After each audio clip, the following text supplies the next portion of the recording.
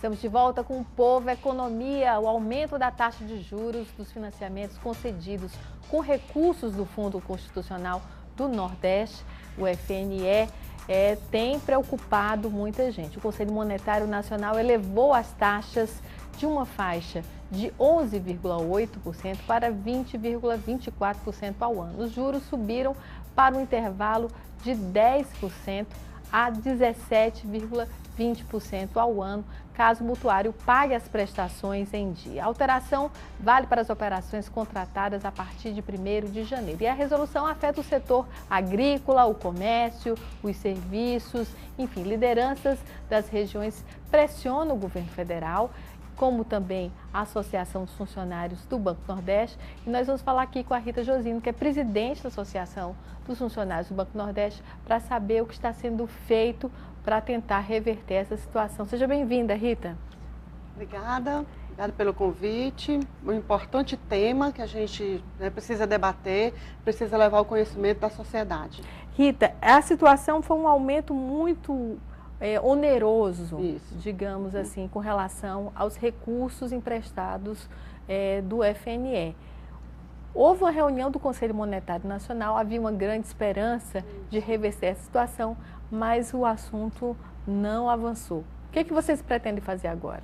Pois é, nós da FPNB, assim que tomamos conhecimento dessa medida, que a gente coloca realmente que é uma medida que está totalmente desfocada da realidade, entendemos que a região não pode pagar por qualquer que seja as necessidades aí de algum ajuste, até porque tem uma prerrogativa constitucional, exatamente com base nessa prerrogativa foi instalado o FNE, com base em uma região necessitada de recursos, então se fez estudo e viu a necessidade de se ter recursos estáveis para que o Nordeste ele possa realmente ter aí um tratamento diferenciado.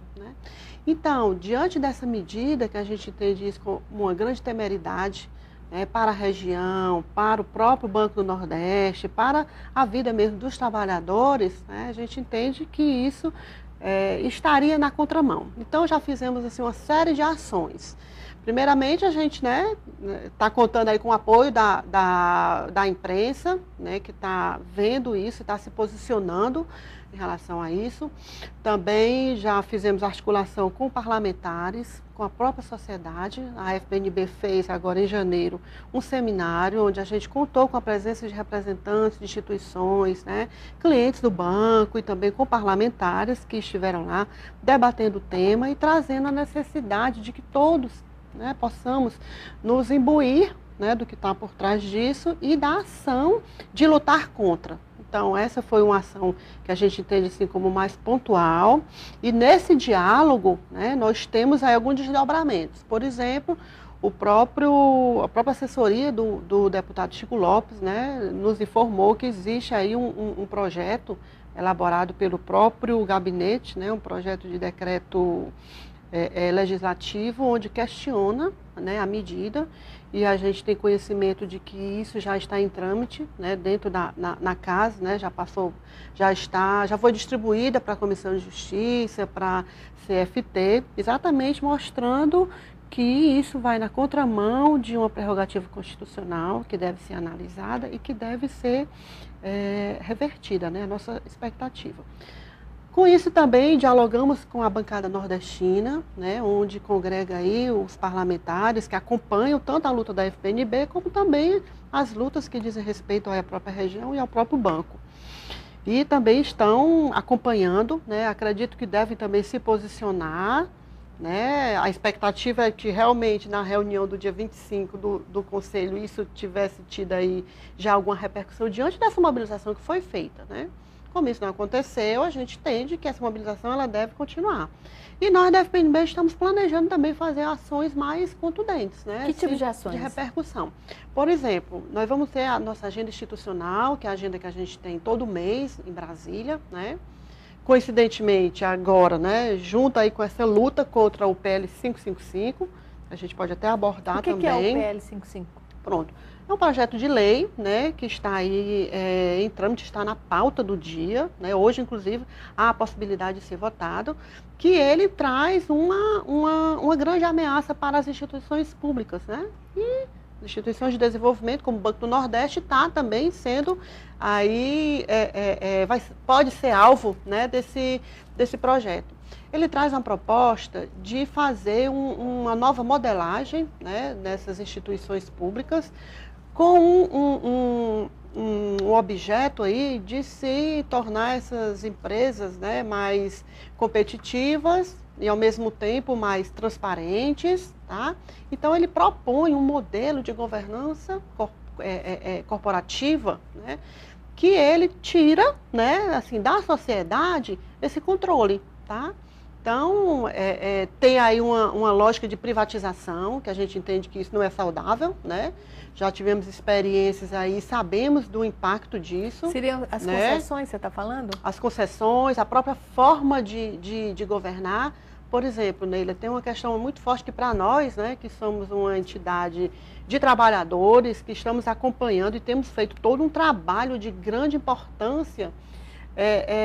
Tem lá das cláusulas desse projeto que ele impede que trabalhadores que têm alguma participação em entidades sindicais não podem fazer parte aí dos seus conselhos de administração, né? E nós temos experiência de tantos trabalhadores que têm feito um trabalho, né, de defesa mesmo dessas instituições. A gente pode citar aí a FPNB, que embora não esteja lá nesse conselho, mas a gente tem acompanhado esse trabalho. Então, o trabalhador, tanto quanto os demais agentes, eles têm uma responsabilidade nessa gestão, né? E pela experiência tem como também agregar, né? Isso é só um item para a gente citar, né? Então, nós temos aí várias entidades, hoje, inclusive, estão em Brasília, uma grande movimentação, representantes de bancos, representantes de Correios, né? Trabalhadores da Petrobras, Embrapa e tantas outras instituições que estão lá, mostrando que as instituições elas têm que ser fortalecidas, mas têm que ser fortalecidas com outros mecanismos, e não com o mecanismo da privatização. Tá? E o governo então, precisa de dinheiro. Claro. Essa lógica de privatização passa por uma necessidade básica também, que é de recursos da parte do governo. Isso, pois é. E defendemos que todos, nesse momento, né, precisamos realmente estar focado, né, nas necessidades do governo. Nós somos uma instituição pública, precisamos estar vendo as necessidades do governo, mas também a necessidade da sociedade, a necessidade dos trabalhadores, né? Então, como eu te falei, nós estamos nessa mobilização com o 555, que lá também a gente faz esse debate sobre essa resolução do Conselho Monetário, né, 4452, e também estamos nessa nossa agenda institucional em Brasília, que nós vamos estar realizando, né, nesse período de 15 a 17, a gente pretende, no dia 16, fazer uma mobilização, né? Se tivermos como operacionalizar no próprio, né, no contexto desse movimento, né, a gente está correndo aí quanto tempo. Mas a gente está pensando em, por meio das nossas representações da FPNB, né, que existe em cada unidade do Banco do Nordeste, a gente articular para que nesse dia, né, seria assim um grande dia de luta, né, contra essa medida, né, que ataca o FNE. Então, nossos representantes estariam vendo lá nas suas unidades como envolver a imprensa, como trazer os parlamentares, a sociedade local, para que a gente possa estar articulando força. Além da petição pública, que a FPNB também, né, está lá no site da FPNB, uma petição pública, onde a gente faz o chamado para que a sociedade, né, onde tiver acesso à internet, vai lá na petição, e ela assina, possa se posiciona. Com relação ao que está acontecendo. Exatamente. Rita, obrigada pela sua participação.